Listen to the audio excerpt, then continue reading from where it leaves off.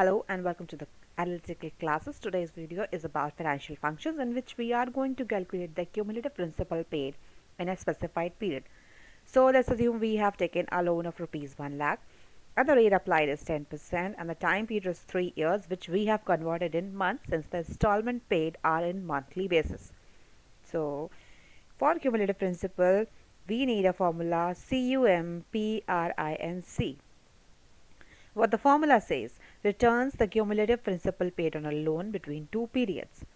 So let's assume we have taken a loan for 3 years, 36 months. So in 36 months, how much principal will be paid? It is a straight out thing that 1 lakh will be paid plus interest will be paid.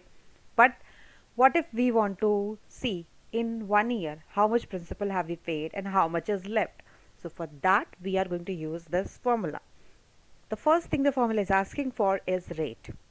Since the rate is per annum, we have to calculate it for monthly. So dividing it by 12, then coming the N per, which is 36, then coming the PV, which is 1 lakh, then comes the start period. So start period will always be 1 and end period will depend on for how much period you want to calculate. So in this case we are going to calculate for 1 year how much principal have we paid. So writing 12 comma type. So type says payment is timed at the end of the period. So for that you have to put 0, and if the payment is made at the beginning of the period, that is at the beginning of the month, so 1. So typically it happens that it is at the end of the period. So we are going to take 0 over here, closing the parenthesis, pressing enter will give us 30,074. So in 1 year or in 12 months, we have paid a principal of rupees 30,074.